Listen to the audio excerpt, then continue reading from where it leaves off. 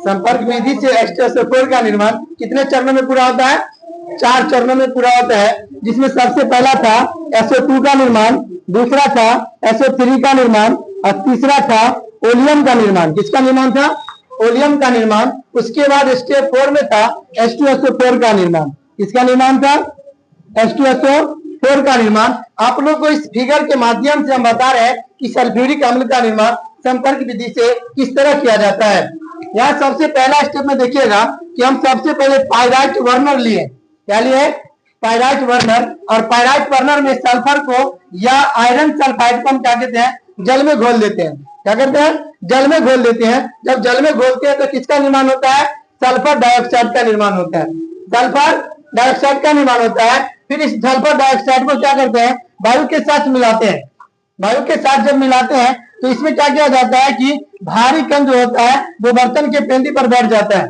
भारी कण बर्तन के पेंदी पर बैठता है और बाकी शेष कण जो आते हैं वो शीतलक में आता है। और शीतलक में आने के बाद गैस को ठंडा किया जाता है। शीतलक में गैस को ठंडा किया जाता है। फिर इसके बाद अगला प्रोसेस है धावन टावर। जब धावन टावर में हम लोग आते हैं तो क्वार्ट्ज के टुकड़े भरे होते हैं। इसमें क्या होता है? क्वार्ट्ज के टुकड़े भरे रहते हैं तथा ऊपर से हम क्या करते हैं? जल के फव्वारे को डालते हैं। यहाँ से हम क्या करते हैं? जल के फव्वारे को जब डालते हैं तो इसमें हमारा गैस जो होता है जल में घुल करके शुष्क हो जाता है। क्या हो जाता है? शुष्क हो जाता है। शुष्क का मतलब होता है ठोस रूप में या सूखा रूप में। शुष्क हो जाता है। फिर उसके बाद हम जाते हैं शुष्कन टावर में। कहाँ जाते हैं? शुष्कन टावर में। जब धावन टावर से जो प्राप्त सल्फर डाइऑक्साइड होता है उसके ऊपर से हम लोग क्या करते हैं? H2SO4 का फव्वारा डालते हैं। क्या डालते हैं? H2SO4 का फव्वारा डालते हैं। जब H2SO4 का फव्वारा डालते हैं तो गैसीय मिश्रण से जो नमी होता है वो दूर हो जाता है।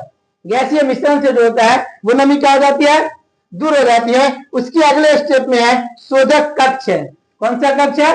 शोधक कक्ष है, जिसमें गैसों को क्या किया जाता है? आर्सेनिक ऑक्साइड की अशुद्धियों को दूर करते हैं। क्या करते हैं? शोधक कक्ष में शुष्क गैसों से आर्सेनिक ऑक्साइड की अशुद्धि को क्या किया जाता है? दूर किया जाता है। उसके अगला जब इसमें दूर करेंगे तो फिर परीक्षण बॉक्स में प्रवेश करेंगे।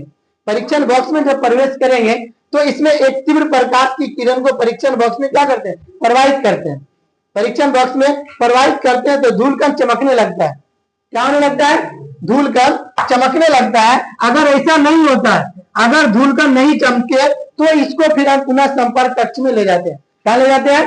संपर्क कक्ष में ले जाते हैं। जब संपर्क कक्ष में आते हैं तो लोहे के ऊर्ध्वाधर नली, ये जो नली है लोहा की ऊर्ध्वाधर नली है, जिसमें प्लेटिनम या वेनेडियम पेंटाऑक्साइड, इसको V2O5 बोलते हैं, उत्प्रेरक के रूप में इसमें भरा रहता है, जिसको 400 डिग्री सेल्सियस ताप पर क्या करते हैं? गर्म करते हैं। 400 डिग्री सेल्सियस ताप पर गर्म करते हैं।